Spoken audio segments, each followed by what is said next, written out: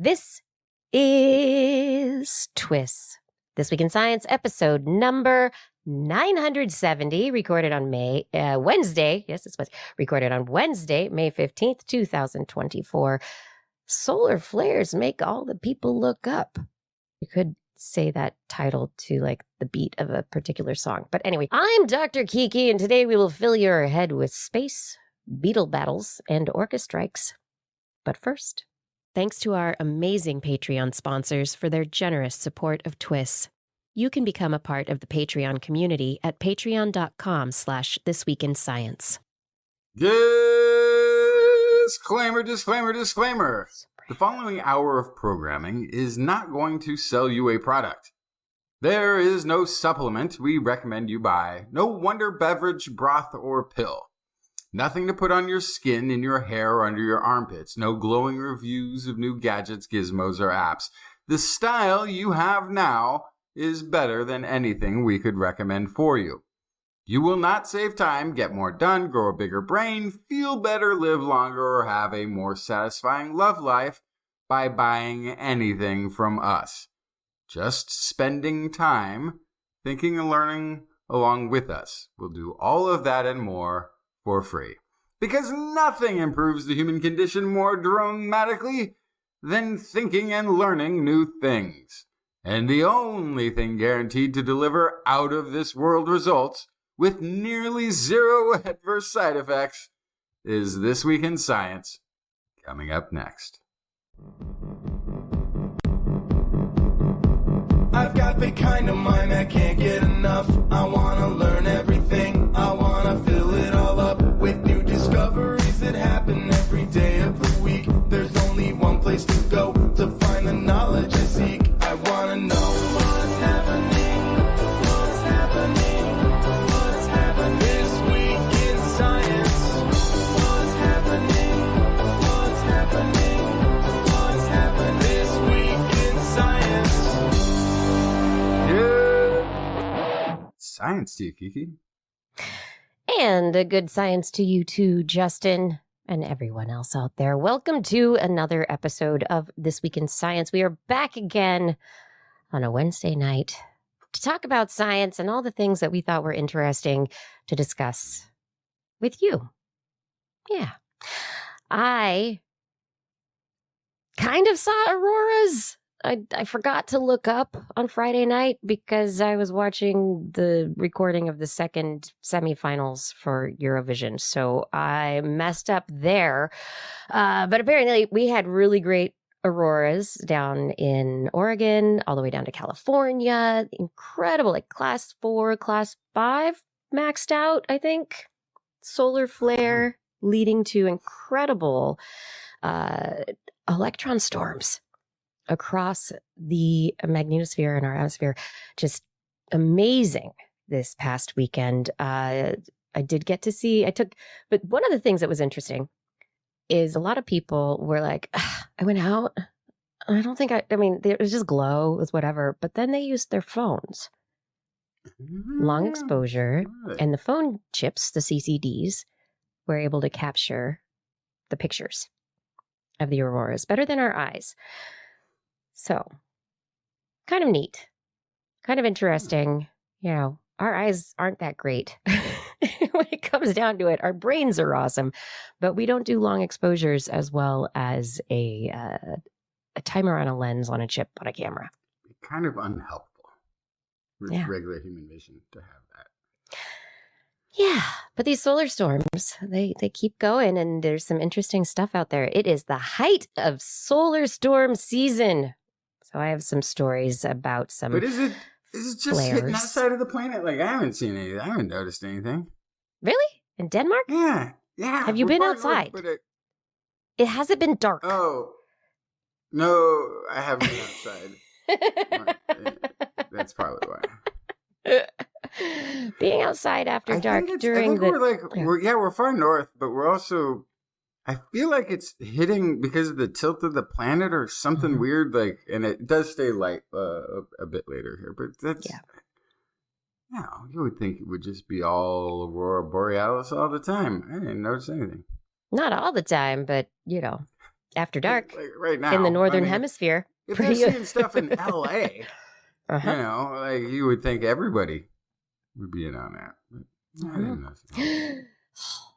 all of them all over the place. Yeah. Tonight on the show, I have stories about some other flares, some dirty dirt, weaponized beetles, and shark food, and of course, as usual, thoughts about brains and possibly the internet. What do you have, Justin? I've got wrong way astronomy, hotter than Jesus, orcas uber alles, and you think you got it rough, try cave bear hunting in the Stone Age. Oh, yeah. Nope. I really prefer trying to just, It's watch kids today all the Eurovision way over back. a VPN. Yeah. Yeah, it's kids today all the way back. But, really, you're comparing yourself to people who did cave bear hunting with wooden spears. Like, yeah. They're just like us. Might be better to be kids today. You know, those, like, People magazine celebrities. They're just like us. We should have magazines now. It's like early humans. They're just like us. Way rougher. Except way cool. Way. It's so good to be kids today. Yeah. Much better to be kids these days. Yeah. As we jump into the show, for all you entitled kids out there, just know how good you've got it. I want to remind you right now that our show broadcasts live every Wednesday night, 8 p.m. Pacific time on Twitch, Facebook, and YouTube.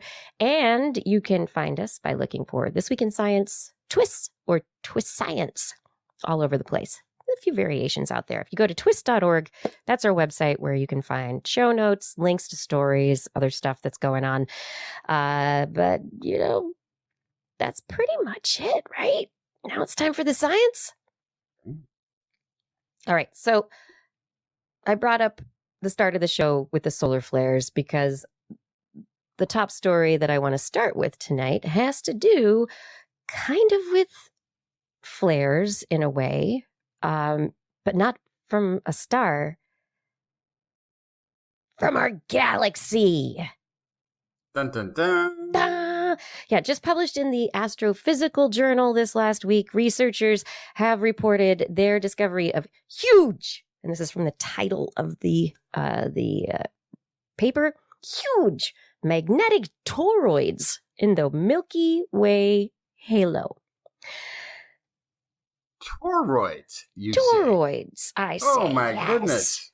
Yeah, I'm going on as far as I can without admitting that I have no idea what a toroid is. And I'll just say that's quite impressive to have huge toroids in your halo. Galactic halo. It's an asymmetric geometric distribution of a magnetic field above and below the galactic plane. So there are reversals in the direction. So similarly to how we watch the eruptions from the surface of the sun, that those eruptions are often brought about by magnetic fields that come out and have these reversals, and in the way that they erupt, they often cause a redistribution, and I guess it sends solar flares, so energy from the sun out faster, pulsars, not pulsars, but anyway.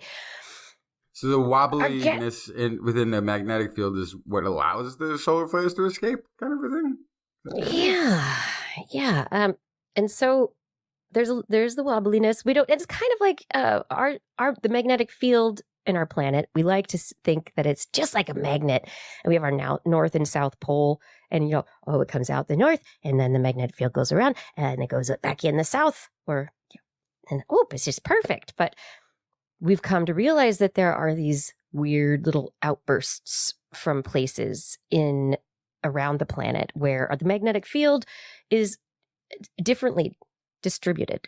And so that it's similar to, because the iron core in the center of our planet is the source of that magnetic field, the dynamo for the magnetism that keeps it going. The sun doesn't have that iron core, but it has a whole bunch of stuff very tightly packed that are moving around, and it is the source. The energy is the source of that magnetic field, and it's not evenly distributed. Kind of like hard to predict, right? So these researchers were looking at our own galaxy.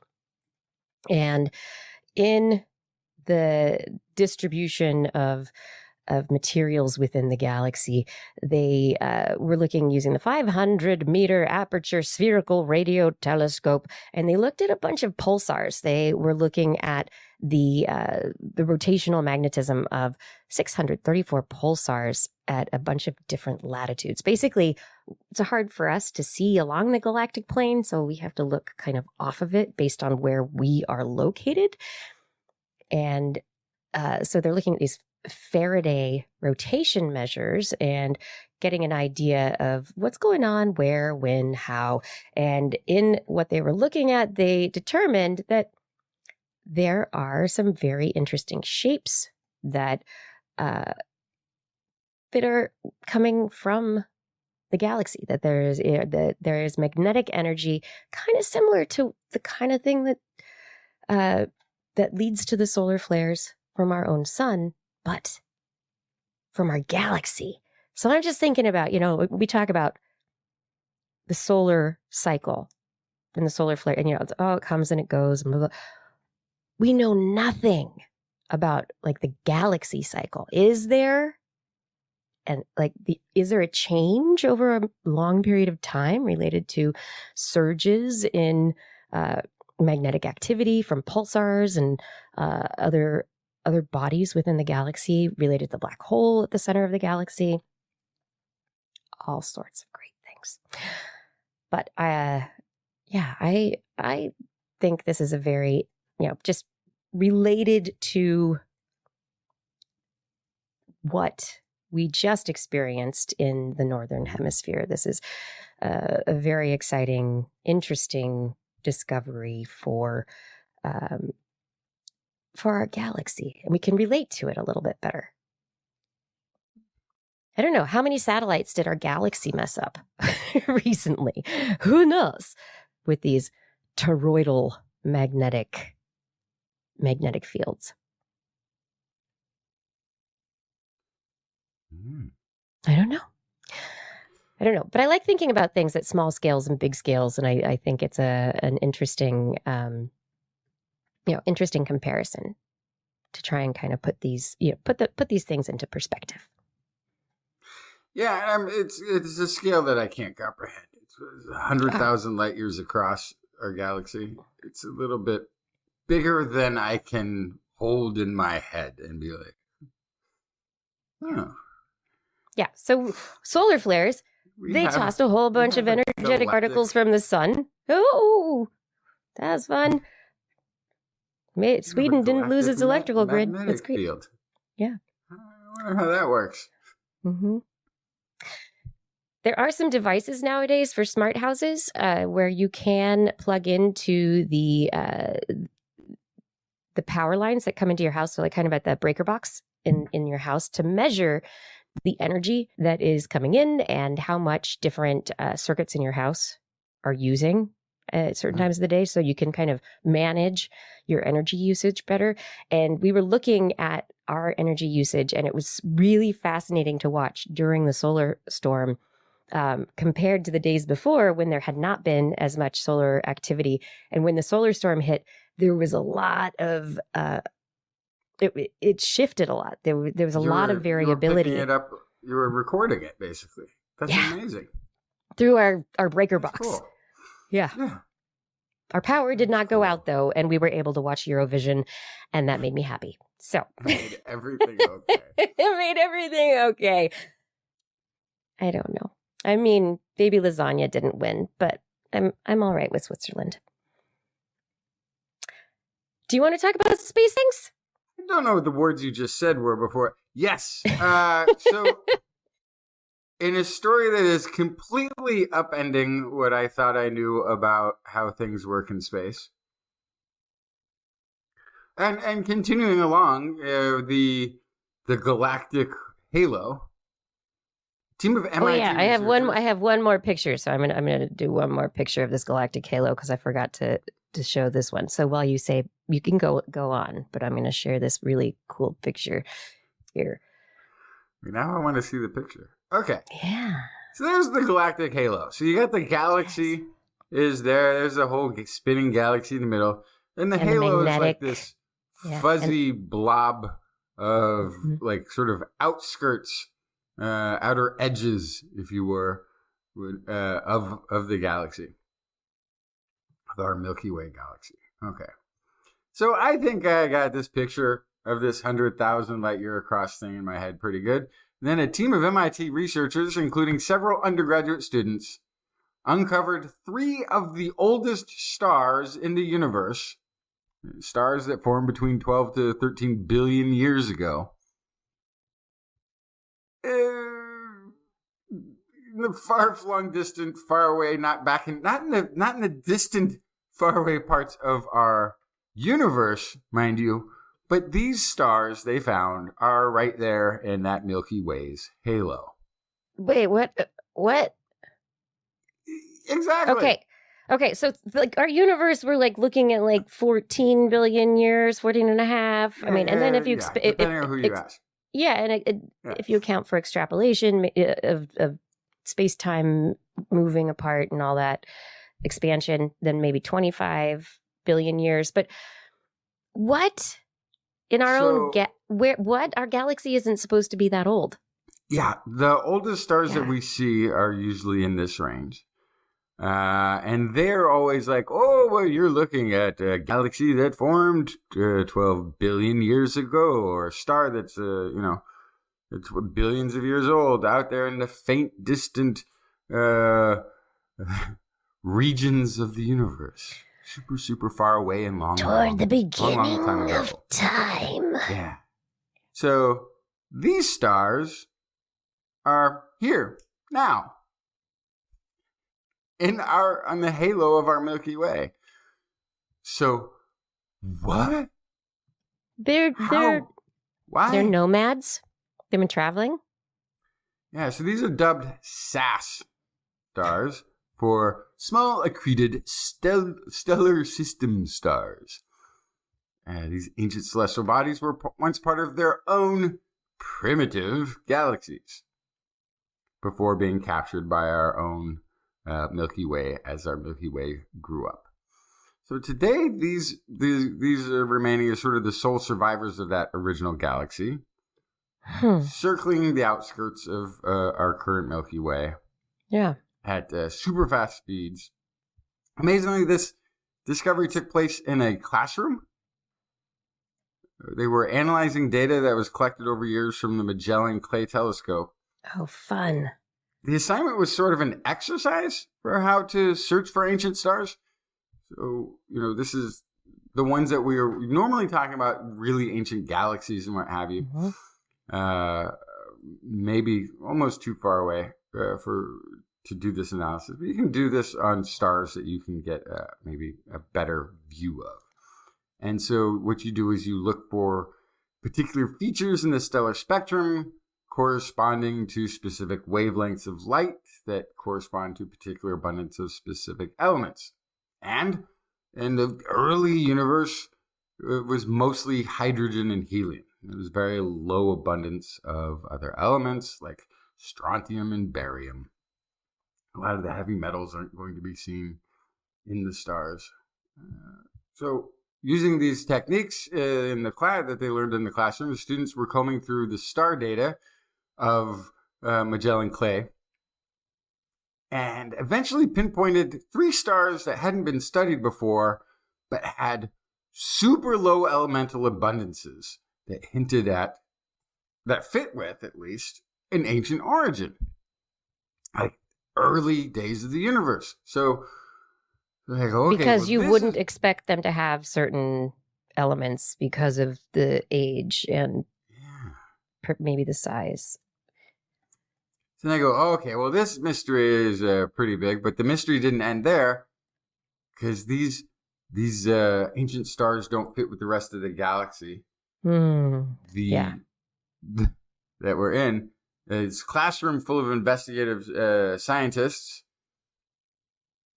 decided, oh, hey, why don't we just not leave the mystery? Why don't we figure out why this doesn't make sense? I did some more digging. Wonderful. Discovered that there was something else about the stars that didn't make sense. They were going against the galactic flow. What? They were doing what is called the retrograde motion, where a star or planet is moving the wrong way around the orbital tracks. Like a solar system or even a galaxy kind of forms this spinning hub. And so when they see something that's going the other direction, the only place you would expect to see that is if... it was captured, and it's like one of Exactly. these kids is doing its own thing. Uh-huh. In this case, it's an old star. Yeah, so this retrograde mystery combined with the ancient elemental makeup of the stars, mystery kind of actually helped pinpoint a solution to the mystery. The only place you would expect to see the spectral makeups is in a galaxy older than ours.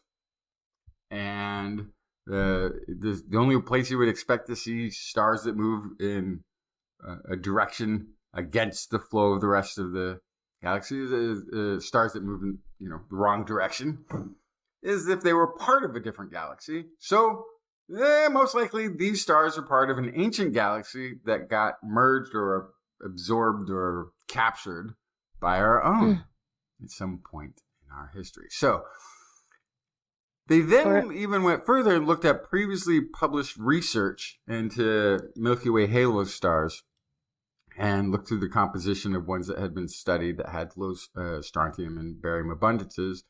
And they also discovered that those stars, 65 other stars that they found, were also going the wrong way. So, There's what a does lot. that tell us? It tells us that our galaxy ran into another galaxy, maybe, or there was a lot going on, and our little baby galaxy got stuck. Or what does it tell us? What's the bottom line? So it part of it seems really weird. Like, I thought the really old stuff was far away, but why would all the old stuff be far away? Wouldn't everything be everywhere in the galaxy? Yes. Well, the idea is that it was because of expansion that the old stuff is far away and the newer stuff is closer, and then it just expanded, right? And everything, we are the center of the universe, right? I feel like you are. I feel like I'm slightly off center. Just ever so slightly. Has Justin gone retrograde?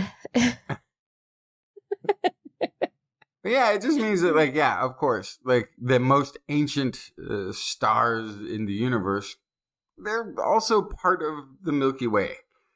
I'm surprised that these stars last that long, but I guess maybe if you don't have the heavy metals to burn off, then you can hang around longer? Or maybe, doesn't it depend on just how much stuff you have to burn? I guess. And if you're a candle with a big long wick and a lot of wax, you're going to burn longer.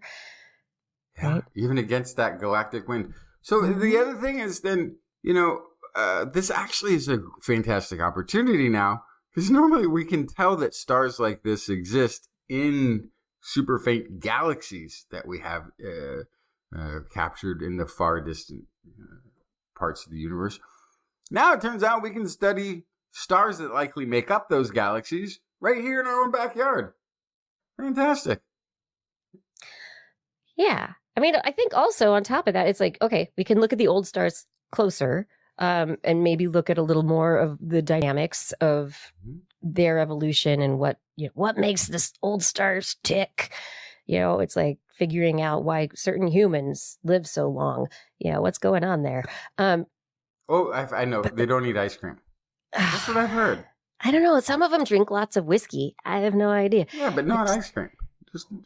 No, that's boring. I don't eat ice cream a lot either. I'm going to live forever. But also the idea that the Big Bang or whatever led to the initiation of all of the first stars and the early stars, and that then made way for the later galaxies, stars like our own. What were the dynamics early on that would lead to them spreading out all over the place? What kind of physical dynamics, like when you break billiard balls, right? That, they would spread out all over the place and not just be like we were thinking, have always kind of textbook considered, just they'd be the farthest away. What else? The thing I was also thinking is like, I didn't know that these stars would be, I didn't think a star would last, 12, 13 billion years old, or however old these are. That's in the range where these are, 12 to 13 billion. I didn't think a star could last that long. Also, because our own sun that I thought was like as good a sun as you could have is like, I think it's supposed to have like a 8 billion year run or something like this. But maybe it's, there's different dynamics. But what occurred to me is that, like, if we captured an entire ancient galaxy, we could have captured 12, 13 billion year old planets. Yes. Are they just stars or are they solar systems? Yeah, what's out there? Yeah. But if they are old stars and don't have the heavy metals, and maybe they didn't gather them as they traveled through the universe, how could they have planets that would have all the things that would lead to the sci-fi ancient alien civilizations? But these are really cool questions. Well, the problem was it that show the three body problem? It's really a 4-body problem because they got a planet involved. Mm-hmm. But there's a book. There's a book. It's hard to read. The thing is, like, it takes motivation. It's more than a planet. You need an atmosphere. It turns out that's the tricky one. There's plenty of planets. There's plenty of water. Mm-hmm. There's plenty of elements for life. Apparently, what we're finding is we find all these exoplanets out there in the galaxy. Is that the really hard thing is atmosphere. And on that note, James Webb just spotted I think its first rocky planet with an atmosphere. It doesn't necessarily mean that it is habitable or anything else. Ooh, I hit a light. That was like a bell ringing. But a atmosphere out there. Venus has a great atmosphere, but it's not great. Depends on who you are. Yeah. I think that this it does answer a whole bunch of questions. So people in the chat, I think Fada was asking about the age of our galaxy specifically. I mean, our own solar system is about 4.5 billion years old. How old is the Milky Way galaxy beyond that? And then, what does that mean? I mean, and we are guesstimating the age of these stars by the comparison of elemental ratios, which those might not be correct either. So it might not, but so far so good. It's interesting.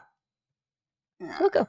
I have many questions, and I'm sure the astrophysicists and cosmologists do as well.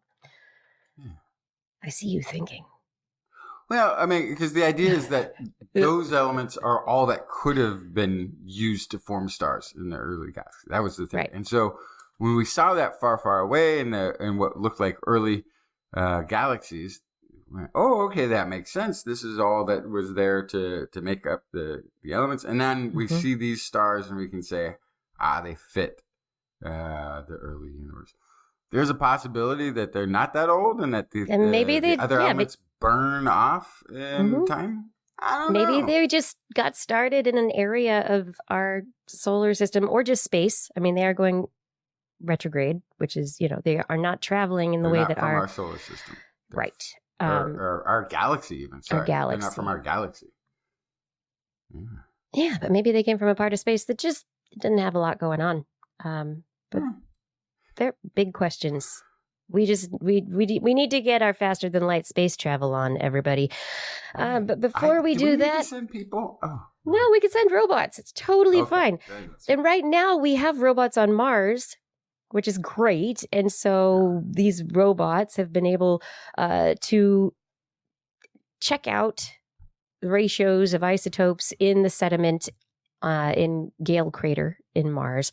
And researchers looking at data coming from the Curiosity rover just published in Nature Geoscience. This is from the Tokyo Institute of Technology and the University of Copenhagen. They found that the photo dissociation of carbon dioxide in the atmosphere to carbon monoxide, and then further reductions, because you have, basically think about like an oxidative stress and reduction, it results in matter that has what's considered a carbon-13 isotopic content. And so when they measure the isotope ratio between carbon-13 and carbon-12, there's an abundance of carbon-13. And this is low compared to our own Earth's sedimentary matter. So they measured an abundance of 0.92% to about 0.99%, and the Earth's is about 1.04%. So, there's a little possible overlap, and there's maybe some, there's possible further measurements that could remain, but based on what they have measured out of the atmosphere and this area, Gale Crater, which we are like, there has been water there. This is a place where this carbon and the isotopes, we're looking at possible biological life evidence. But we need the evidence, right? So based on their analysis, they suggest that what we're pretty much looking at is the atmosphere breaking things up and UVA radiation breaking carbon monoxide down, and the fractionation that is in the upper atmospheres. Of, wait. Hold up. Fractionation? Yeah. That's an awesome word. Fractionation. Yeah. Fractionation. That's a new word. Things get broken into fractions. But so in the atmosphere, we have carbon monoxide saying it got reduced. It gets broken down into stuff like formaldehyde. Oh no, people don't like formaldehyde, but oh no, it's an organic compound that biological processes produce. Carboxylic acids, also biological processes. Anyway, end result is they think there's a lot of organic matter there, but they're not necessarily sure that it came from biological processes as opposed to UV and just other atmospheric and degradation processes. So, where did the organic matter on Mars come from? Maybe we got to check it out. Fractionation. Fractionation of that carbon monoxide. Another great word, photolysis. Yeah.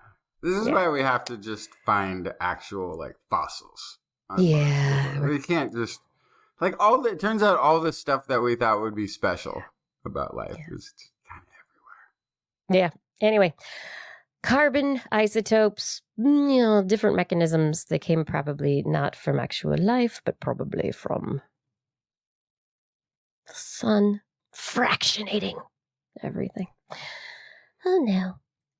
But we can go back if we send our robots and we get Elon Musk to send his truck.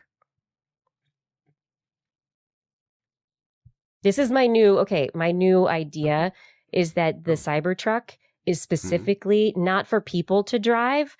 It's going to go to Mars. And that he's actually trying to build a rover vehicle. I mean, why else would you build something like that? But anyway, this is not science, but yeah. No, but I have a confession to make. It's like the single body. It's ugly. It can't carry anything except maybe some research equipment. To make. I absolutely love the look You of do that not. truck. I do.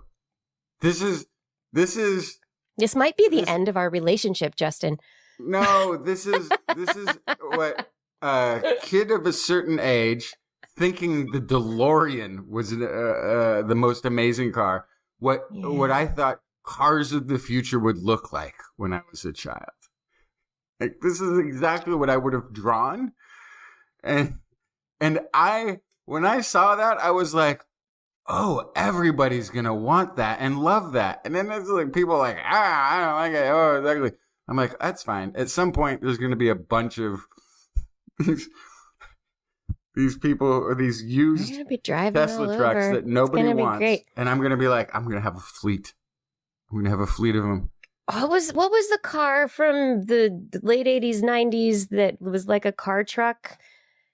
And well, there was the Brat. Brad Pitt. There was like a movie, and he turned and he was like, and he said, no. There's like the Isuzu Brat, which is one. There was people Ranchero. Thought it was cool. No, people thought it was cooler than that. It was like longer, flat. It was like somebody took a sedan or I don't know. It was the worst. That was the other worst car ever in my mind. And those Rancheros were styling. El Camino. Yes. Okay. Thank you, Eric. There you go. Yeah, the El Camino. Cool. I would totally drive one of those. There's a certain link between the El Camino and the Cybertruck for me, and I think that might be a reason that I have issues with it, but I don't know. I love the look of the Cybertruck. I've watched a couple of reviews where like none of the doors close all the way and it has problems and stuff. And it gets stuck in the snow. And they'll figure that out. It's hard to start from scratch as an auto company. There's a lot of figuring. But could you imagine if they put like the multiple directional like rover tires on it and it could drive all over and it's robotic and AI? Like, it's going to Mars. I don't even need it to do that. I don't even want it to be an electric car.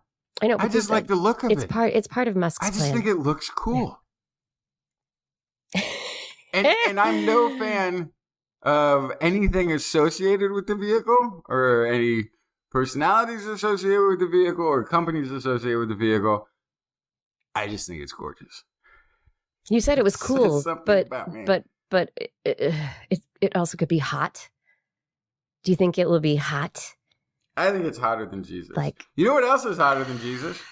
I don't know. Is that the name of a new reality show or something? Like, sounds like a dating show. Researchers have now found out that 2023 was the hottest summer in the Northern Hemisphere in the past 2,000 years. Almost 4 degrees warmer than the coldest summer during that same period. So, what would Mark Twain have said? What would he say? What would he say? Oh, summer in San Francisco is hot and is the hottest as ever.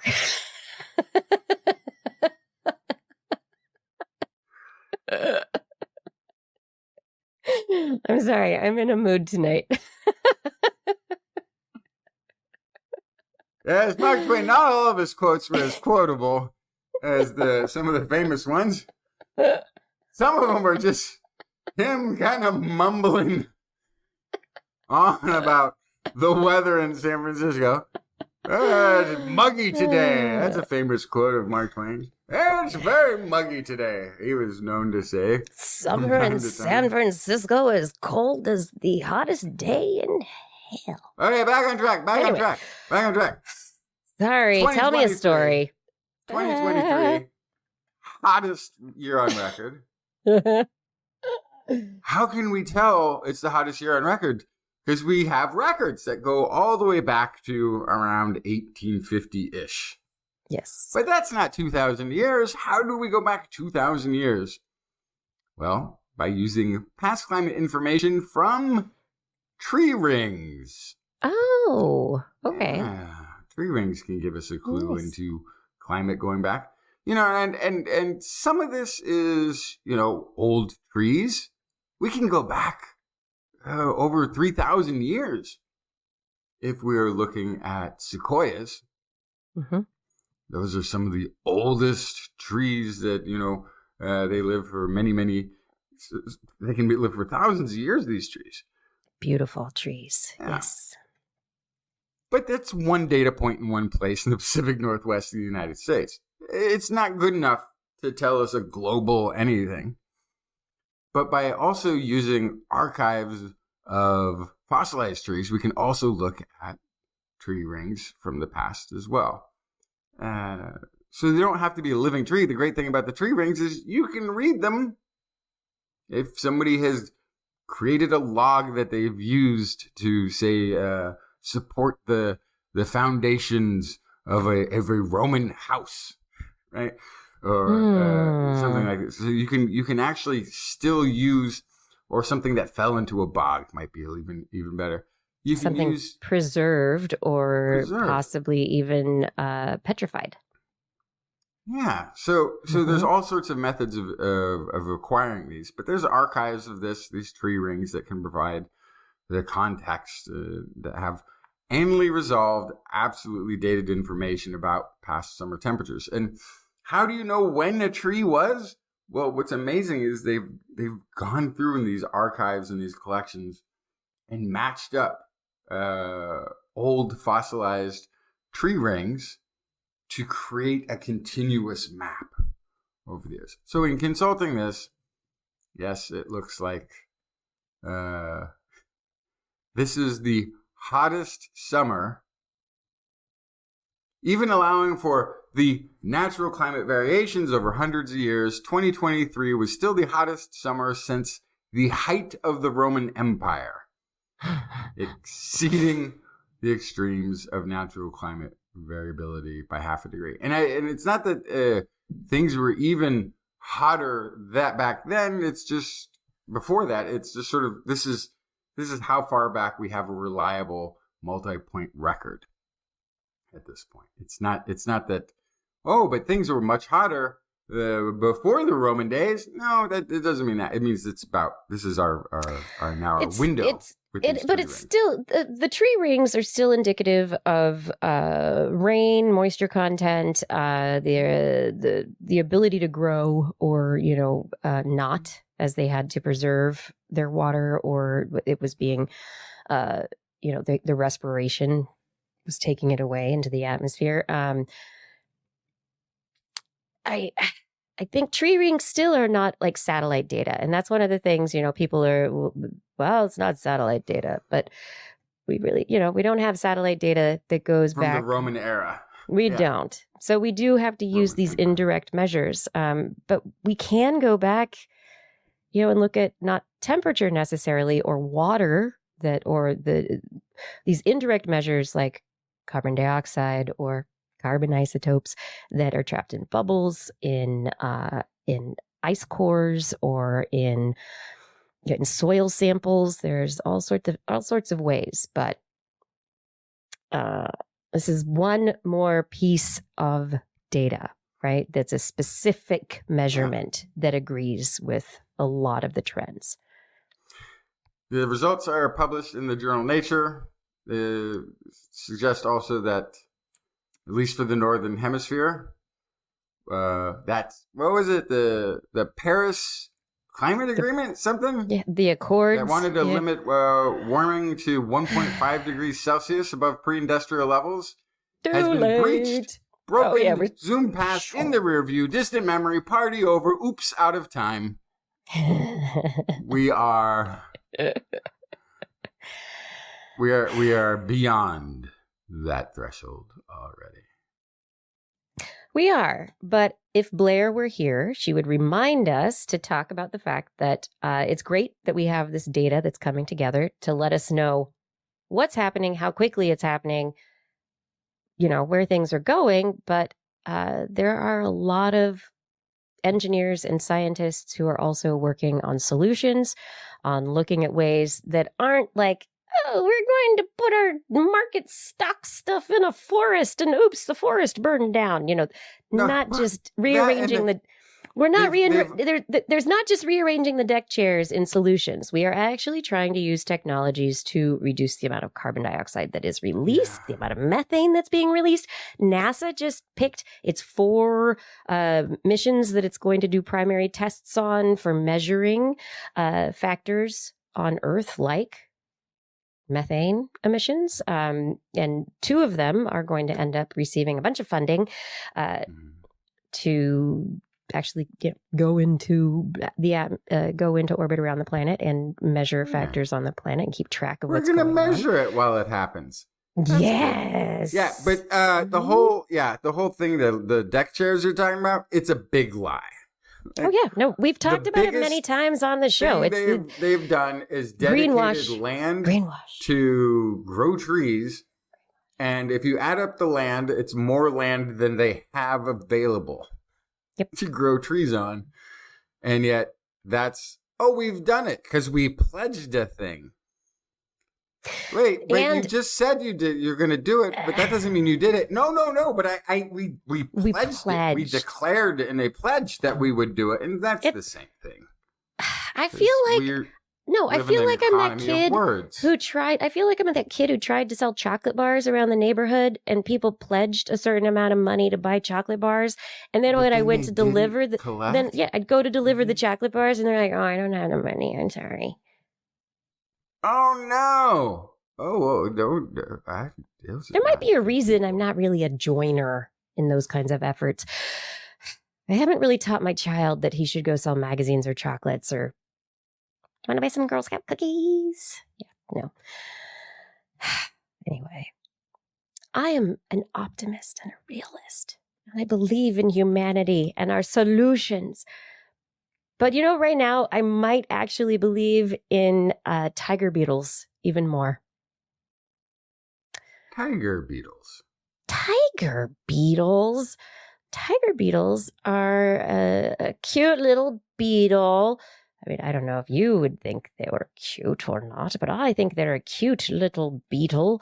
And they're the subject of a study that was just recently published in Biology Letters. Researchers realized that the beetles were not being kind of normal when bats were around. And when bats were around with their echolocation and their click, click, click, sonar, making noise, testing where all the insects were, the beetles respond with ultrasonic clicks. What? Yes. I thought they were just going to hear it and just be like, okay, chill. I'm just waiting till the bats are gone. But they're sending a signal back at the bat. And when the bats change their echolocating signal, the beetles change as well. And the beetles are actually mimicking. So this is a kind of mimicry. We talk about color mimicry, but this is acoustic mimicry. The beetles mimic a type of moth that makes this sound that is toxic to the bats. Oh, what? Yes. So these tiger beetles, that is advanced countermeasures. Right. They're like, ooh, the moths do this. They're bad for the bats. Ooh, bats don't like them. They make this sound. I'm going to learn how to do that. This is all, of course, not conscious thought. It is, Oh, don't assume it's adaptation. not. Adaptation. We have. When's the last time you were able to talk to one of these? I didn't have a great conversation with the last tiger beetle I stayed up late with. But these bats are really they are locked in a war of sound to predator-prey relationship with or against bats. The researchers put these beetles into they suspended them in areas where bats were and played the sounds of the bats. And let me see if I can play this for you if I can get to the right screen. I'm going to share it for you and see if the audio works. So we have a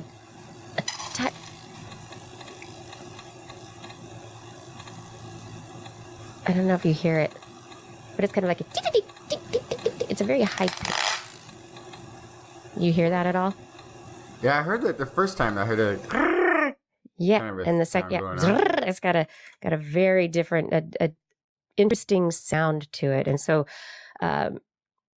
this sound that the tiger beetles make when it hears bat echolocation, it is made by its forewings and how it moves the wings, because the forewings contact the hind wings, and because of the wings interacting, it creates these these clicks from the beats of the wings. And it's doing this in response to hearing the bat. Yes. So that's conscious. It could be an instinctual reflex. Like somebody laughing when they get tickled or something. It's just or the kick you make when your knee gets that tendon on your knee gets poked by a doctor. I don't know, but they're doing more research to confirm their mimicry hypothesis. But they think that this one is one of the first known insect species to be actually mimicking something from another acoustically mimicking another species that is toxic. So this kind of what they say the nocturnal acoustic world is something that needs a lot more study. Yeah. Tiger beetles, they're my new favorite beetles. And now they're going to do lots of studies on tiger beetles and find out how many of them can do this and which ones can do this. All right. Are everybody from Australia in the chat right now? Raise your hand. Everybody, you there? My Australian friends? No. We have any Aussies. I don't know. Show anymore. We made too much fun of the Australians. No, we have some. Anyway, they're not here right now, or at least they're not saying they're here. Because Australians apparently eat lots of shark. Yeah. Well, look. Sharks aren't fish. They're fish, but they're not fish. They're not fish. They're fish. They're fish. They're cartilaginous. Well, not all the way through. But anyway, sharks, they're pretty awesome. Lots of them are endangered. Sharks are great, and they get a bad rap for, being hammerheads and jaws and, I don't know, megalodon and all that kind of stuff. But anyway, researchers published in Marine and Freshwater Research this month their study of looking at the sharks in the fish markets in a lot of areas in Australia and checking, as we've done sometimes, to see if the DNA matched the name on the labels. Yeah, what do you think? Based on the history that we've genetic sampling at stores and sushi restaurants and everything else, and this long history of these stories, fishmongers are liars. I don't think they're liars. They are just, or they can't tell the difference between the fish. Somebody along the way has decided that a fish is a certain kind of fish, and that's what's being sold. Who knows whether it's the store, whether it's the fisherman, whether what. It's in a big crate of fish. It got all carved up, and suddenly it is. Oh, that's even greater. You don't know. You've lost your source. You have no traceability of a food product. Look, yeah. I think it might be that nobody really wants to be a fishmonger. So nobody does it more than a couple months before, coming home every night, reeking of fish. Fish can be delicious. And then your spouse tells you, hey, we need to break up or you need to stop being a fishmonger. And so they quit. And so nobody in the fishmongering industry has more than 6 weeks of experience. And that might be why nobody can identify a fish. Your speculation is very entertaining. turns out that overfishing is really the big problem for the decline in fisheries around the world, not just sharks, but sharks. Yeah, they get overfished a lot. And so the question is, like other fish, are they the ones that you think they are if you're buying them at a fish shop in Australia? And the answer is probably not. 91 fillets labeled as shark, 70% were mislabeled. 9 comprise 3 species listed as threatened: the scalloped hammerhead, green eye spur dog, and the school shark. Well, that's okay. Hang on, though. But That's still these sharks. two of those were being sold under the label lake, which isn't even shark. Oh, Over okay. 70% were mislabeled, and the proportion of mislabeling was greater in takeaways compared with fish markets and wholesalers. So it's not just that the mislabeling is taking place, it's also that consumers, if fish, sharks, etc., are being, if they think they're buying one thing that they think is sustainable, but it turns out it's mislabeled, they are inadvertently contributing to the overfishing of populations that are endangered. And, what do? Stop eating flake.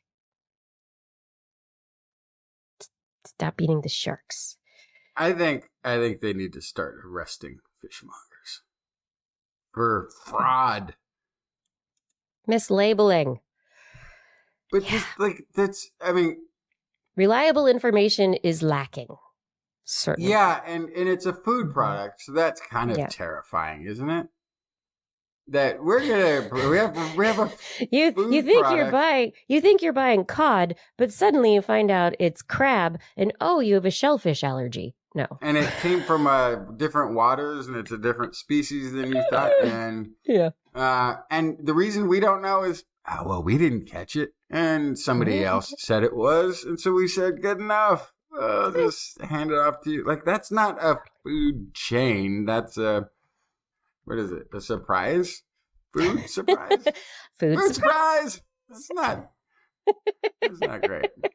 That's not great. Honestly, I don't think I would go to the meat counter, the seafood counter, the whatever counter, and just say, surprise me.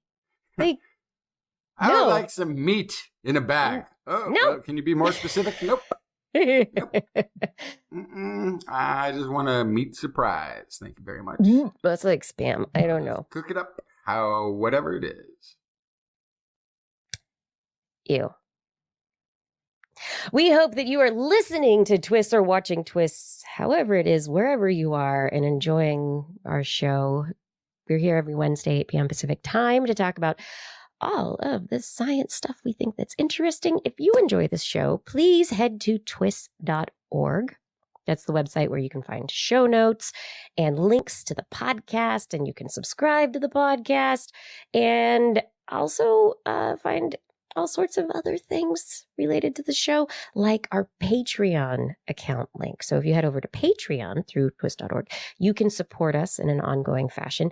$10 and more per month will get you a thank you by name at the end of the show. $15 more, you get some stickers and a thank you. There's t-shirts after that. There's all sorts of stuff. I'd love to say your name. I want to add your name to the list at the end of the show. I refresh it at the beginning of every month.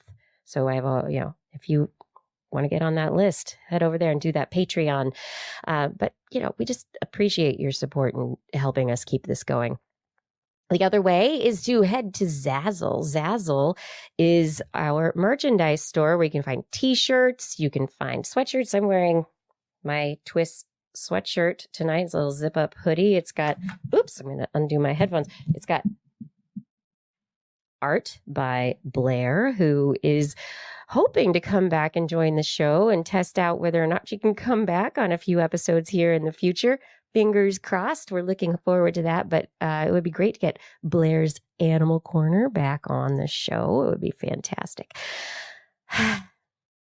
But she does a lot of the art. She's made the calendars. She's got some incredible stuff that have created t-shirts and pillows and all sorts of merchandise that a certain part of those proceeds come back to help keep this show going. So if you want to help us out, head to Patreon, head to Zazzle, head to twis.org, subscribe, get your friends to subscribe, share with a friend today. Whatever you can do, all the help that you can give, we appreciate. We thank you for your support. We really can't do this without you. And we're coming back from the break now. And Justin, do you have some science for us? I do. The orcas are at it again, it seems. A group of orca attacked and sank a 50-foot-long sailing yacht on just this Sunday. 2 people had to be rescued from the waters near the Strait of Gibraltar. That's where they kind of hang out. That's like that's the spot. There's there are particular outlets from harbors where the orcas they're there. And if you're leaving at the wrong time, they're going to get you. They occasionally migrate up from that strait, up the coast of Spain, even to France, and also have been known to harass boats there. Hundreds and hundreds of incidents now. But I got to pause for a second. I got to go back for a second.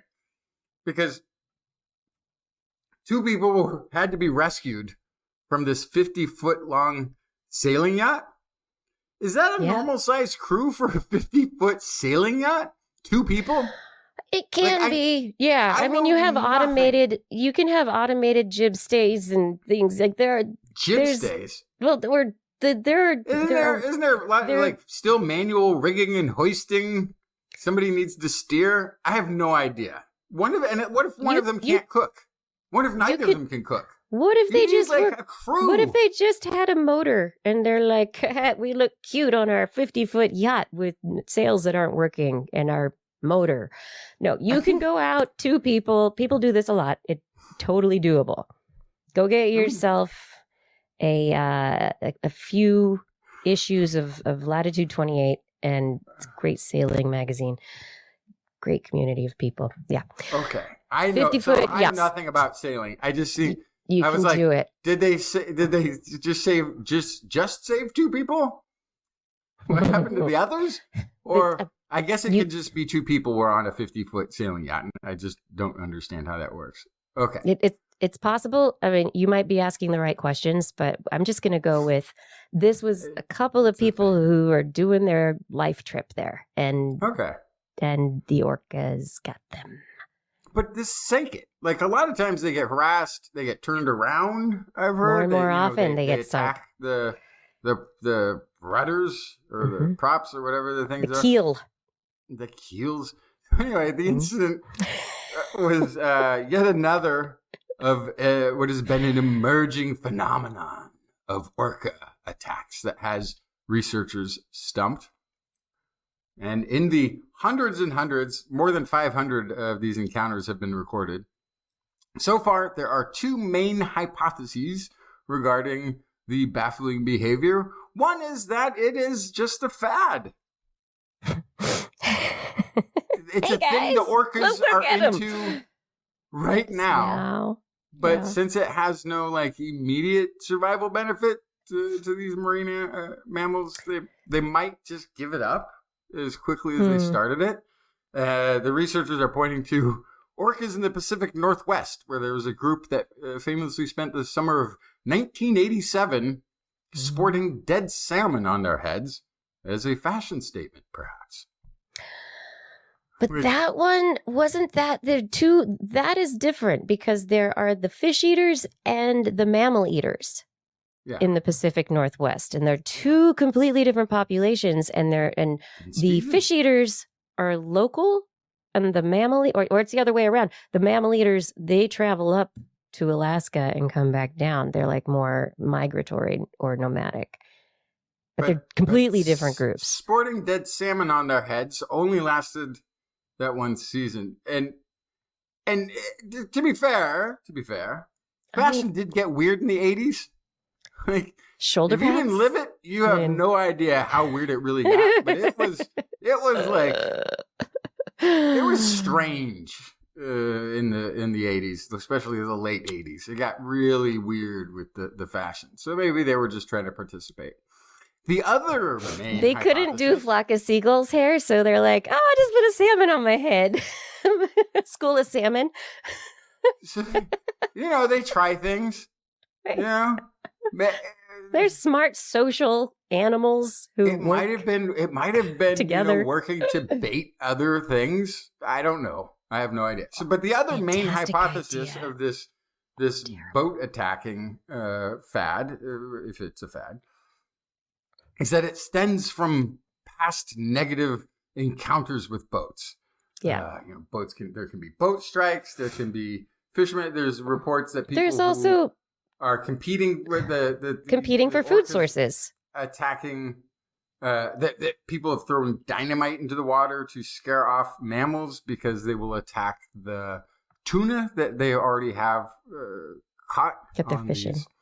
That they're fishing, right? So the Iberian orca population is critically endangered. Their migration routes put their members in the path of many of these fishing vessels, military vessels, recreational vessels that are zipping through the Straits of Gibraltar. And this highly intelligent creature could be exhibiting territorial defense behaviors. Now, I think that's likely, but it's just one idea, right? while researchers caution against attributing malicious intent to these animals, Yeah.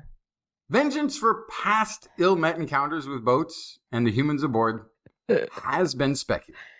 So, regardless of the reason this is happening, this guy who wouldn't know the starboard side from his own porthole is firmly on Team Orca. Just don't go in the water. It's theirs. Dun-dun, Stay out of their way. dun-dun, dun-dun, dun-dun, dun-dun, dun-dun. But this is Orca! but this takedown of a 50-foot yacht. Yeah. That's pretty intense. Like I've seen there's a ton of Yes. videos you can find on the YouTubes where some of these encounters have been caught. And there's like ramming activities. There's coming up and biting the rudders, the steering things in the boats, and they're kind of aggressive, and then they just kind of go away. They almost look like they're at play, except the ramming has to kind of. I mean, it's got to hurt. The sailors. There's talk among the sailors about it seeming much more organized, and that it's not that more and more often it seems less like random ramming, and that they do specifically go after the keel, which is the part of the boat that keeps it from going topsy-turvy in the ocean, keeps it balanced, and the rudder, and then if they can put any kind of hole in the hull, then that's great too. But they specifically go after the more vulnerable parts of the boats and it's like they're learning. And the early reports I recall were a lot of them, they were literally turning the boats around. Like they would keep ramming one end until the boat was facing the other direction and go back to port. Just go back. Yeah. And so now I guess they've moved on to like, okay, well, we gave them a warning. We tried to give them a good warning to just go back. They didn't listen. Now we're going to start sinking them. and yeah, if it seems organized, like these are organized hunters. These are And, like we talked about last week on the show, the little tiny parrotlets, the green-bootied parrotlets or whatever, where when there was lots of food and no competition for mates, they were more willing to take on step kids if there was lots of competition for resources, and bye babies, you're out, right? And I think people are this way too. Chimpanzees, so many social animals become more aggressive and more directed in their aggression when there's competition. And if it's competition for resources, for territory, and we're talking about these intelligent social animals that we really don't understand, who their populations are dwindling. And we're out there with our boats, ramming them, taking their fish. Who knows? Who knows? We need more scientists to go get in the water with the orcas and do tests. Team Orca. Team Orca. Whatever they decide to do, I'm on their side. I wonder what they're... checkmate. Where are they going? What about the bears? Tell me about the cave bears. So, yeah, this should have belonged last week. This is a total Kids Today story. Whenever you're like, These kids today. These kids today. We're all kids today because they've... it turns out they're... Okay, so there's evidence that they've previously found. This is a long while back, 20 plus years ago. I think it's German University Tübingen. Anyway, I can't pronounce it. Don't you live like in the Scandinavia area now? Come on, you're supposed to know how to say these things. Germanic has its own sounds. That's different than the I know. They all dialects are difficult. I can't hear half of this Scandinavian. Because you didn't grow up during that period of time before your brain turned to glass. Yeah, they've got like a dozen extra vowels. I can't hear them. Anyway, about 20 years ago, they found a stone spear tip embedded in a cave bear vertebrae, which was the evidence that early humans in Europe had hunted this bear. So this evidence placed this bear hunt at around 29,000 years ago. So very, this is, in the time frame of early current modern human. Then they started looking over the last couple decades. They started more closely examining other cave bear remains and fossils that they would find. And the team closely examined hundreds of cave bear bones, looking for evidence that humans had potentially made a kill, and looked for signs of carcass stripping to remove fur and flesh. At site after site, researchers found similar patterns: slice marks on paw bones and skulls where hides would have to be cut free, bones cracked open to extract marrow. Some of it is, you could think there's another predator, maybe even another bear doing this. But the scrapes on long bones showing that they were carefully and thoroughly stripped of each and every last scrap of meat all matches human activity with stone tools. And what's the earliest beginnings of these findings? 300,000 years is when this shows up in the record. So this is then, it's pre-current modern human. This is even pushing back on like, can that even be Neanderthal? Like, that's kind of early even for Neanderthals, is the 300,000 years. I mean, what else could have been running around? But that would be very early Neanderthal activity going on there. Like, this is a very old practice. And so then, what were they hunting with? Well, the only thing they found is that's close to this range is some wooden spears that they think are early Neanderthal. And so they would have had to take on cave bears with wooden spears and maybe throwing them, maybe close up. I don't know. And you want to do this? This sounds like, again, a great reality show. Let's try to hunt the cave bear and be hotter than Jesus. Yeah, they say in the earliest caves, bones with marks made by Neanderthals and their immediate predecessor, Homo heidelbergensis, were often found intermingled with untouched cave bear bones, a sign that plenty of these bears died natural deaths as well. That may mean that they were only occasionally hunting them, not routinely.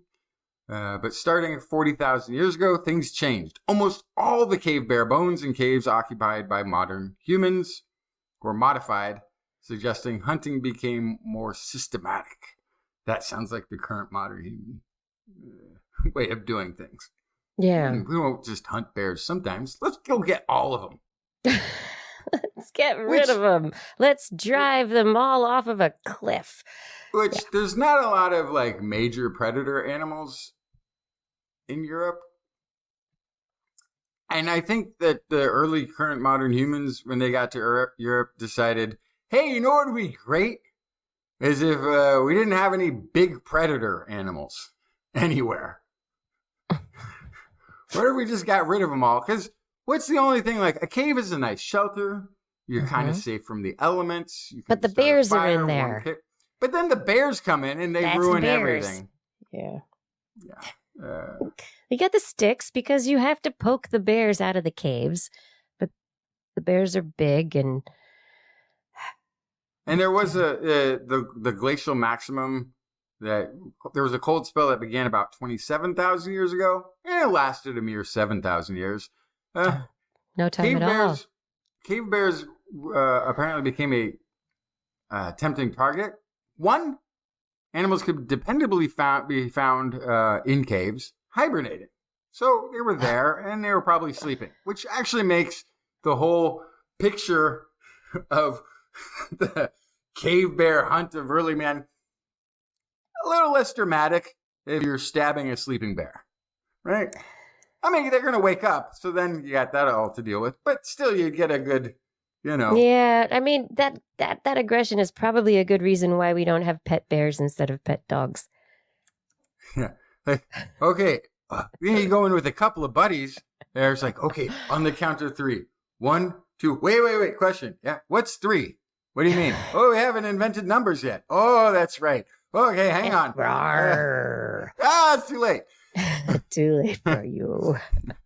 So there's that. But then there's also puny humans. There's also the reverse way that it could happen, which is that because of the cold, humans took up refuge in caves, which is also a place that bears would seek out when they were ready to like, hey, it's too cold out here even for a bear. I'm going to go into that cave and take shelter myself and then find a bunch of sleeping humans. Right. So it could go either way. And everybody's hungry because it's wintertime. So nobody's going to be nice and share the cave, and everyone's going to be aggressive, and then everybody's dead. Awesome. But yeah, by 10,000 years ago, it says the last of the ferocious herbivores. These weren't even meat-eating bears. A lot of bears are herbivores.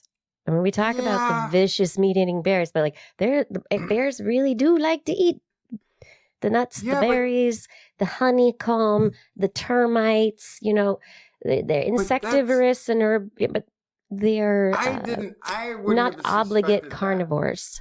I wouldn't have suspected that for these bears because even in the Americas, the dominant bear species, the short-nosed bear, short-faced bear, whatever it was a big game hunter. Yeah. But it wasn't until the Younger Dryas, when the big game went away, that you see all these bears turning to berries and fish. Right. Before then, they were like, we'll take on anything. I'm a bear. I'll eat what I want. Then when the big animals disappeared, they were like, I need a backup plan. Yeah. I mean, I think this kind of gets at, that the conversations we always have when Blair's on the show kind of about, what's the difference between an endotherm and an ectotherm? What's the difference between, any of these things? Cows will eat meat. Deer will eat meat. A lot of species are generalists when they need to eat something. If there is food, they will eat it.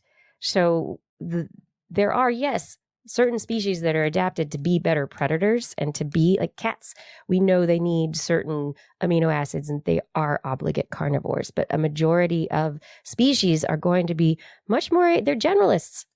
Like, oh, it's salmon season. I'm going to eat all the salmon. Oh, the deer are having babies. I'm going to go get that deer right now because I can, and I'm a big short-faced bear. Yeah. Yeah, they're also fast. Yeah.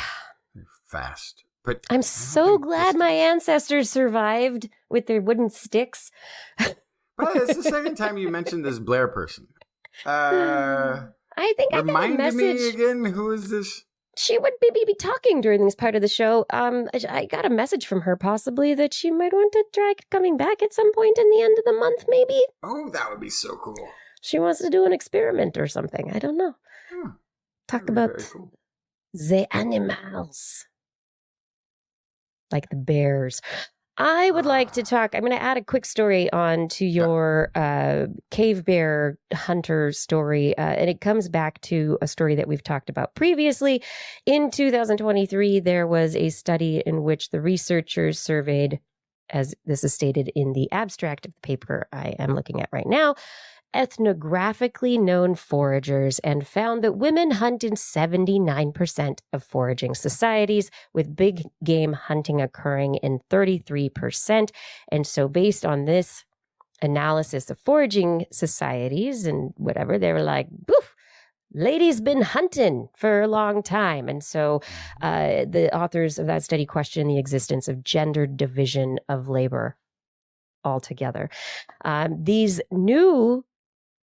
This paper that has just been published in Evolution and Human Behavior is a reaction to that study. And I just, there's a lot of questions right now about misinformation, disinformation, but and this is the kind of paper and process that is how the scientific literature really should play out. This is the drama. One research group says, we looked at it this way. And we think this thing, which is that women and men throughout time have been equally hunting and gathering and doing all the things. And this group of researchers have come back and said, aha, touche. We think that you were biased in how you looked at the data, that you did not use empirical evidence. There's other evidence that contradicts what you have to say. I mean, not completely, but you made a very, very big conclusion that we don't agree with. So they think that now they had a myopic focus on hunting, and it diminishes the value of contributions that take different forms and downplays the trade-offs foragers of both sexes routinely face, and they caution against ethnographic revisionism that projects westernized conceptions of labor and its value onto foraging societies. But that's how we've always done it. Yeah. Okay. So I remember this study because we covered it here on the show. Yeah, that's why I'm bringing it up, because it's just, I'm like, wow, okay, other researchers are like, we think you did it wrong. I'm curious to what they're pointing out, because as I'm remembering from that study that there was caveats to it. There were.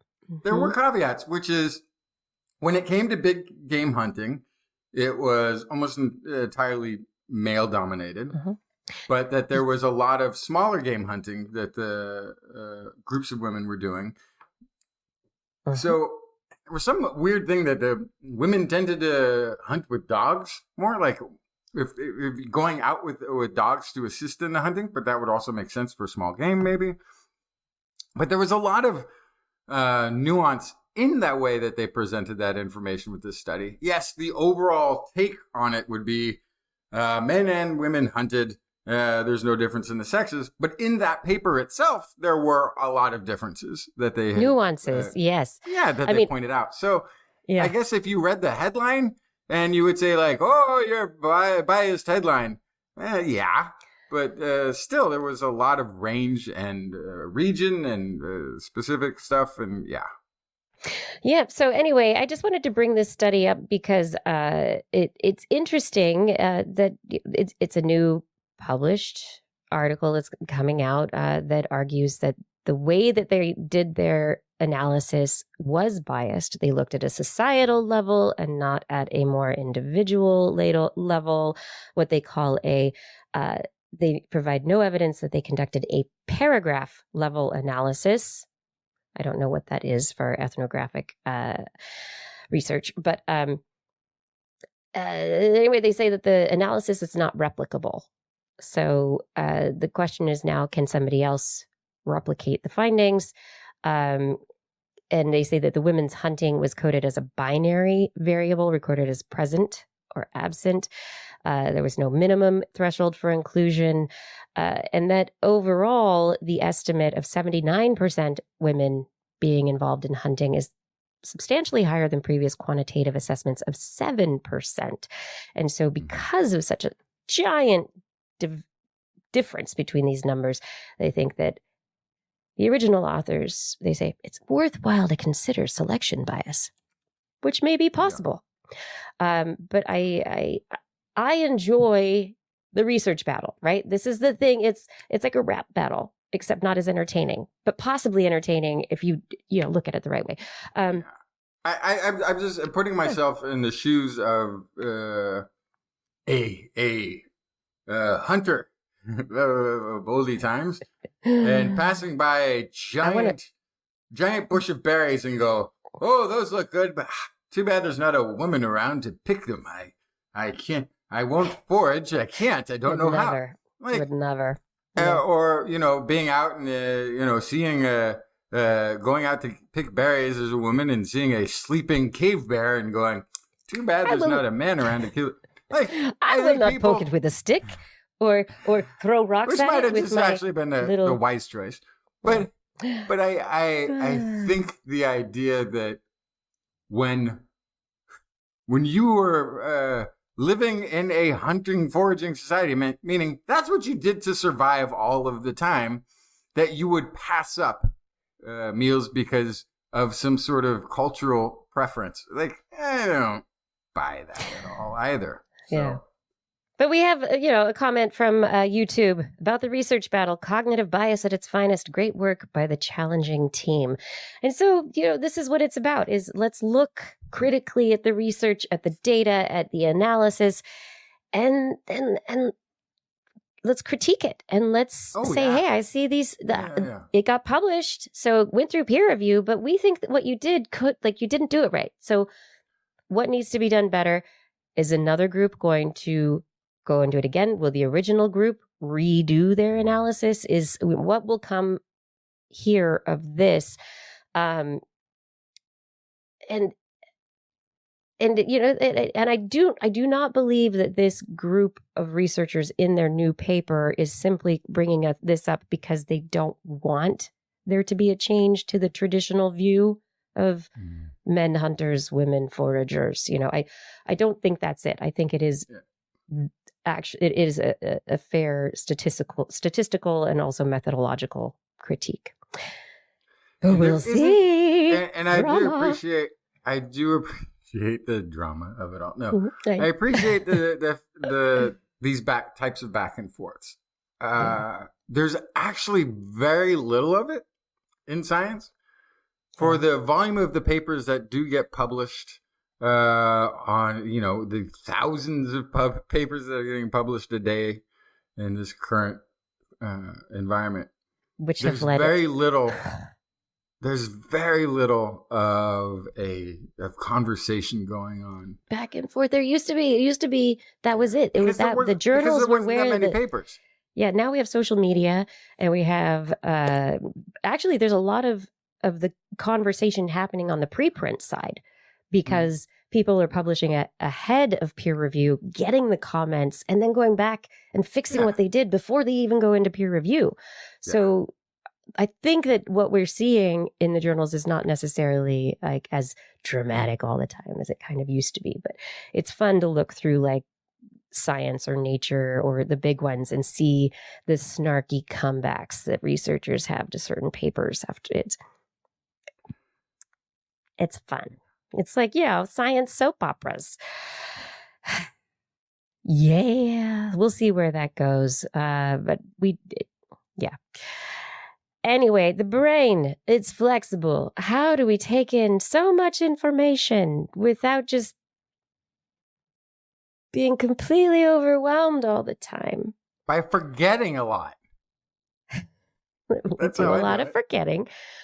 We do a lot of forgetting, but also our brain is a filter, and the neurons, or there are multiple filters in the way that the neurons are connected within the brain and how they interact with each other. And there are multiple layers of interaction and how they how they work and send certain signals down the line to become, part of our behaviors or part of our understanding of the world. And in this paper that was just published in Cell Neuron, researchers from the Massachusetts Institute of Technology have taken a look at neurons. And this is kind of coming from a neuronal network physics kind of way, but it's like, all right, there was a long time ago, researchers were like, every neuron is linearly connected to other neurons, and so it's like a straight path.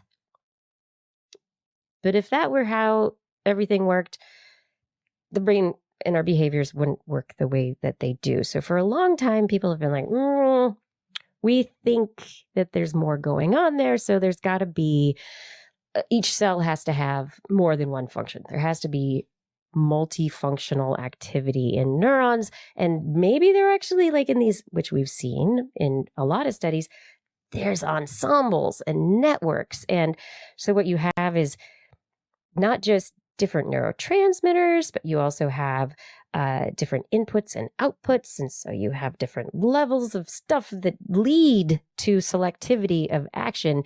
And so the authors of this paper have argued that the property, that the flexibility of neurons that allow us to not succumb to the chaos of the universe is something called mixed selectivity.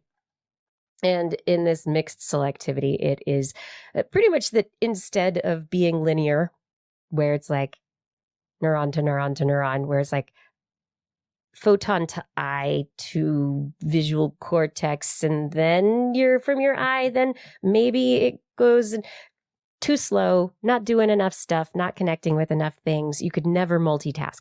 I could not be, deciding to share a screen at the same time while I'm having this conversation with you and trying to do this show. There's a lot of input going on here. So how does the neuron react to all of these, what they would call statistically independent variables? And there are some neurons that are like, no, I only do one thing. I like faces. That's it. That's all I respond to. Yeah, I know there's just a handful that are doing spatial. Yeah. So there's some that are some dedicated neurons. Yes. But the majority of neurons seem to have this, what they call a mixed selectivity. So you have context, and you also have different cues. You have different neurotransmitters. You have a lot of stuff going on. And so it's like all of this stuff interacting. And what they say is the activity can potentially be expressed as a weighted sum of the different variables that are impacting it. And this is actually more accurate as to the neurons that they measured in the brain. And they did some experiments with some rats in a cage, and were able to find that, yes, there are these specific neurons that are more likely to be, multifactorial. They respond to lots of different things. They match, and they are the sum of all of these things. And it's these rats are probably better at shopping at IKEA than I am. So the question now is this cellular mixed selectivity an important aspect of, maybe different architecture of the brain for ADHD, for autism? Is it something that we can be looking at for how neurons interact and which areas of the brain and which neurons are more likely to have this mixed selectivity? Which ones are going to be more linear in action?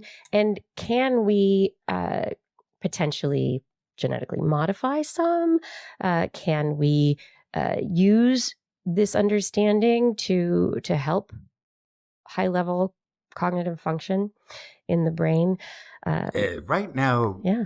Kiki is demonstrating how the chaos of the universe, the information, can be filtered through various channels in a brain to come up with order. I said words and put pictures on the screen. Did I make sense? Yes.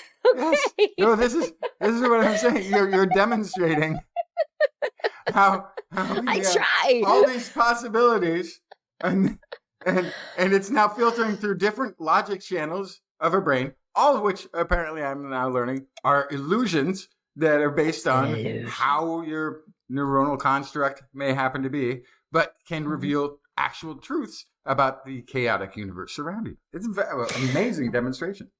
Oh, and so then from what you just said, how does this play into also, so neurotransmitters and receptors? So when we talk about psychedelics and people talk about the way that they feel like the filters on the brain have been altered when you take psychedelics, LSD, mushrooms, other compounds.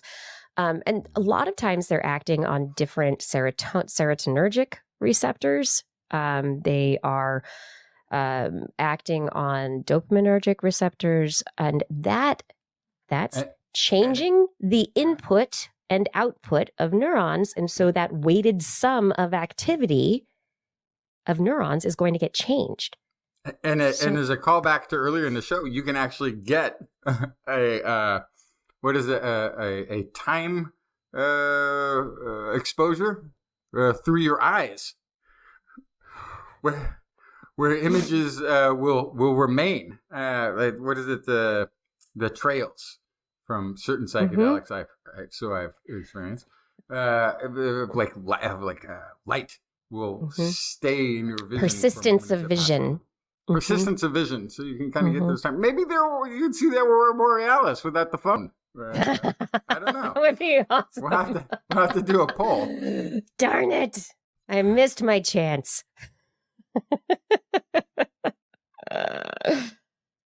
Yeah. This isn't necessarily like, yeah, this is so crazy new, but it's a new specific step in understanding the mechanisms that lead our brain to creating order out of the many, many stimulatory inputs that come into it. How do we actually act like people when everything is just crazy? That's partially how. Weighted sums, dude. That's right. Mixed selectivity, man. That's what's going on in your neurons. Yeah, they choose to be friends and they're like, yeah, let's mix it up a little. Okay. You need those options. You need those brain options. When you go stick a sleeping bear with a big stick, you need a lot of options right after. Maybe some would have been handy before you did it, but now you really need them. Yeah. Okay. Speaking of options, nowadays everybody's got so many options that they don't need to go out and poke bears with sticks anymore because they're like scrolling on their phones. It's like, what do I want to watch on Netflix? What do I want to do here? Oh, I'm going to watch TWIS. Yeah, it's a great option. Yeah. But there's been a lot of talk about the negative influence of the internet on mental health. People who spend more time on haven't we heard the There's data? There's a negative influence? Your child should not have any more than 5 days of screen time a month. I don't know. Yeah, but you don't do the internet. It will make you sad. There's all the studies. Anyway, it's a bit of hyperbole. Yeah. A survey just out of more than 2.4 million people suggests that it's not always bad. The internet is good sometimes. And actually, for a lot of people, it boosts their measures of well-being. Yeah, there you go. Yeah. So the concerns that that this study really brought out is that it's how people are using the internet and whether or not the use of the internet is bringing them life satisfaction and sense of purpose, whether it's involved in those aspects of positively influencing mental health. So if your best friend and you have a relationship where you get each other when they send you that reel from Instagram and you're like, oh, I get what I understand what you're feeling right now. Suddenly you have a connection with that person, but you've been on the internet. That was it. But it didn't take you out of, that was actually good for your relationship. It brought you together. And so this research actually suggests, that was published in Technology, Mind, and Behavior, that a lot of the studies have only really come from a handful of English-speaking countries and also mainly focused on young people. And in this, they looked at data from the world. It's from the Gallup World Poll, and they looked at 8 measures of well-being annually from 2006 to 2021. People aged 15 and above in 168 countries, interviewed them through phone or in-person interviews, and they also controlled for different factors influencing their personal welfare, mental health, internet use, income, employment status, education, and health problems, etc.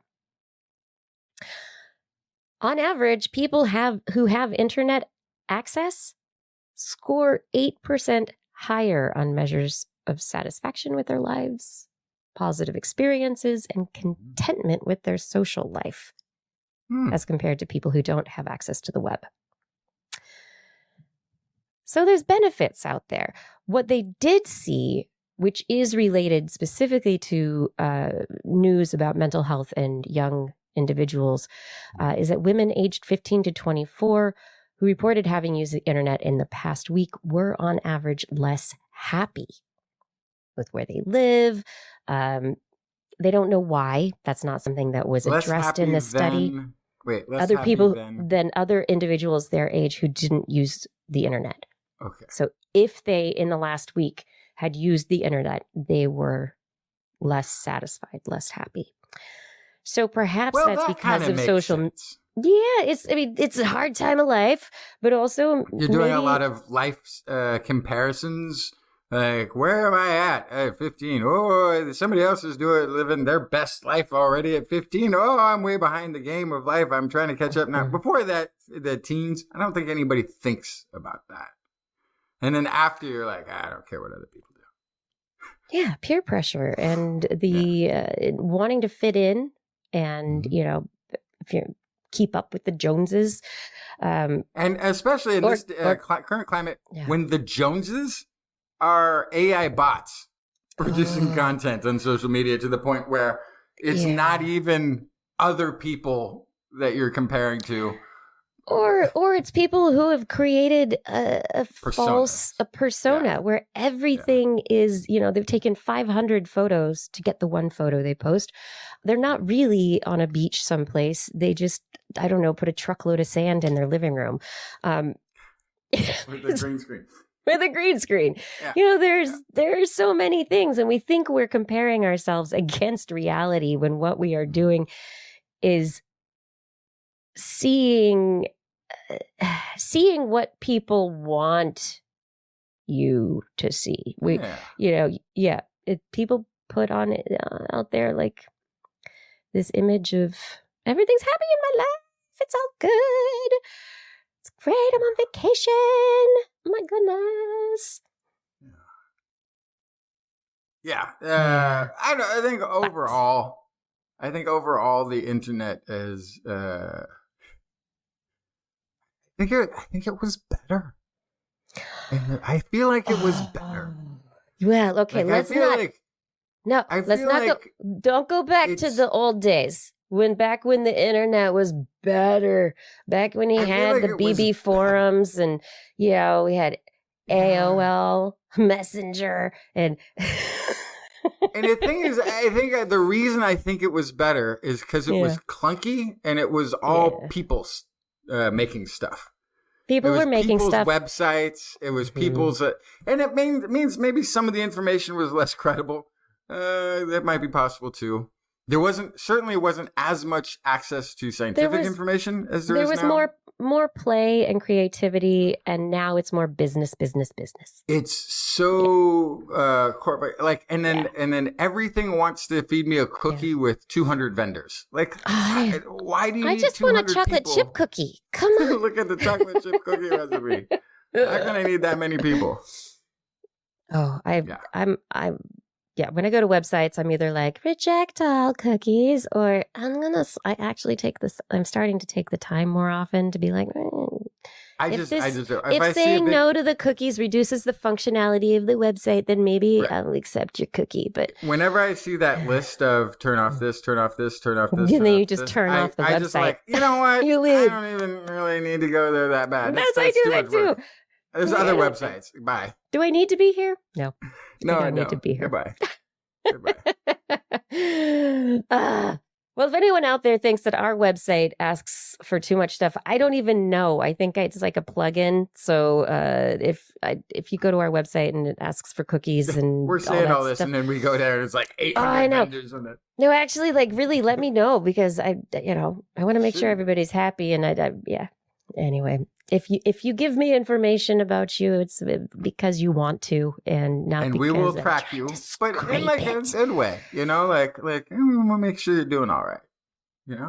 Have somebody looking out for you.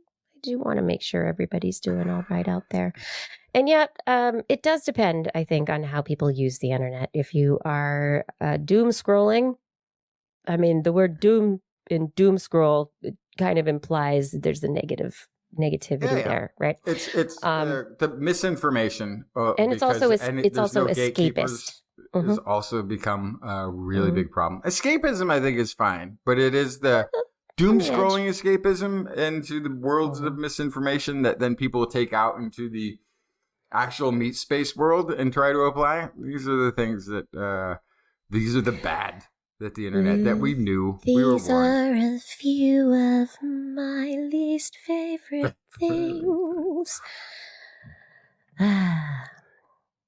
They make the internet so bad.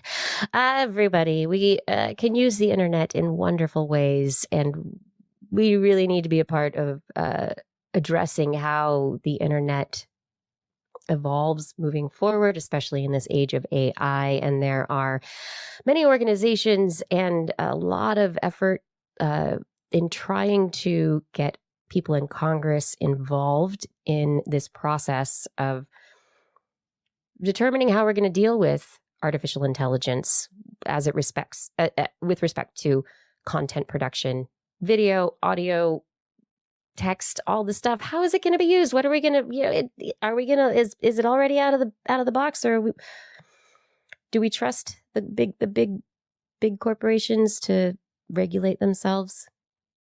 Huh? Yeah, no. Right? No, exactly. So anyway, I hope somebody recorded at least 6 seconds of my voice so that they can create their own science podcast that sounds just like me. It's kind of funny, though. They could. It's kind of funny if you think about it.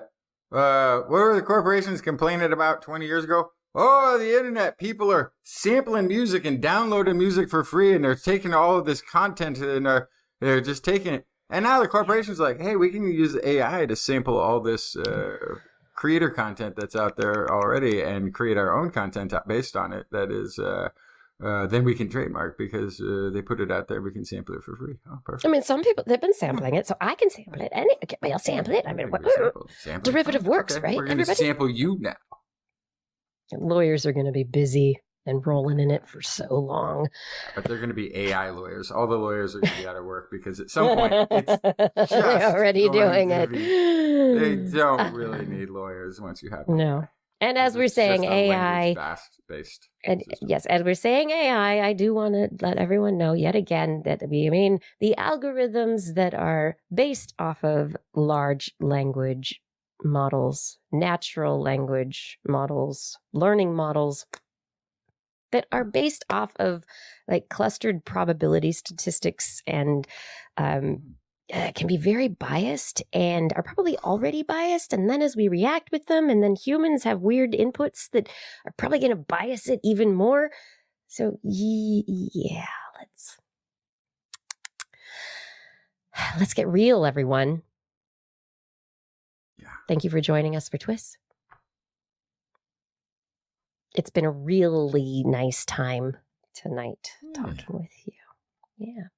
And I hope that we made you 8% happier tonight, at least because you spent time with us on the internet.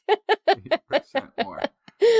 And for those of you who are of the female persuasion and from 15 to 24 years old, I hope that this did not make you less happy or satisfied in your life. I hope we brought you that 8% of I don't think we were satisfaction. doing that. I don't think No. we would do that. No. I know. I know, didn't. I think I need to close this show now, and I'm trying to find my show notes that I think I closed. What did I do with my notes? no. I put them all away. They're gone. I was done with this show a while ago, apparently. Thank you for listening. We hope you enjoyed the show. Mm-hmm. Shout outs to Fada for his help with social media and show notes, Gord for manning the chat room, ID4 for recording the show, Rachel for your amazing assistance, and I'd like to thank our Patreon sponsors for their generous support. And those Patreon sponsors are Alan Viola, Aaron Anathema. I gotta change the screen so I can see it. Arthur Kepler, Craig Potts, Mary Gertz, Teresa Smith, Richard Badge, Bob Coles, Kenton Northcote, George Chorus, Vieira, Velazar, John Ratnaswamy, Chris Wozniak, Vegard Chefstad, Donathan Styles, a.k.a. Don Stylo, Ali Coffin, Reagan Shubu, Sarah Farfar, Forfar, Don Mundus, P.I.G., Stephen Albaran, Daryl Myshak, Andrew Swanson, Fredus 104, Sky Luke, Paul Ronovich, Kevin Reardon, Noodles Jack, Brian Carrington, David E. Youngblood, Sean Clarence Lamb, John McKee, Greg Riley, Mark Hesflo, Steve Leisman, a.k.a. Zima, Ken Hayes, Howard Tan, Christopher Rappin, Richard Brendan Ministr, Johnny Gridley. We're almost to a birthday. Remy Day, G. Burton Lattimore, Flying Out, Christopher Dreyer, Artyom, Greg Briggs, John Outwood, Rudy Garcia, Dave Wilkinson, Rodney Lewis, Paul Rick Ramus, Philip Shane, Kurt Larson, Craig Landon, Sue Doster, Jason Olds, Dave Neighbor, Eric Knapp, Lon Makes EO, Adam Mishkan, Aaron Luthen, Bob Calder, Marjorie, Paul Disney, David Simmerly, Patrick Pecoraro, and Tony Steele. Thank you, one and all, for supporting us on Patreon. And if anyone of you who are not already supporting us on Patreon would like to, you can head over to twist.org and click on the Patreon button. It'll take you to the Patreon community and you can choose your level of support and I'll be able to read your name. And that would be pretty awesome. On next week's show, we'll be back Wednesday, 8 p.m. Pacific time and 5 a.m. Thursday Central European Time, live from our Twitch, YouTube, and Facebook channels. Yes, and if you want to listen to us as a podcast, not just look at us on video, because we're so pretty, just search for This Week in Science wherever podcasts are found. If you enjoyed the show, get your friends to subscribe too. For more information on anything you've heard here today, show notes and links to the stories will be available on our website, www.twist.org. We won't even make you sign up for the newsletter. You can just look at it. But we ask you right to, there. because it would be nice. But anyway, because we might send you one or a letter or something someday. But we love your feedback as well. So if there's a topic you want us to cover, address, or suggestion for an interview, someone else to add to the fun of the show, please let us know. Find one of our social media accounts, or you can send an email. Just put TWIS in the subject line so your email doesn't get spam filtered into a winter hibernation cave bear cave and then stabbed by ancient humans with a wooden stick. That's how the internet works, people. 8% less happy. We look forward to discussing science with you again next week. And if you learned anything from this show, remember, it's all in your head. This Week in Science. This Week in Science. This Week in Science. This Week in Science, it's the end of the world. So I'm setting up shop, got my banner unfurled. It says the scientist is in, I'm gonna sell my advice. Show them how to stop the robots with a simple device. I'll reverse global warming with a wave of my hand. And all it'll cost you is a couple of grand. science is coming your way. So everybody listen to what I say. I use the scientific method for all that it's worth, and I'll broadcast my opinion all over the earth. 'Cause it's This Week in Science. This Week in Science. This Week in Science. Science. Science. Science. Science. Science. This Week in Science. This Week in Science. This Week in Science. This Week in Science. This Week in Science. This Week in Science. This Week in Science. This Week in Science.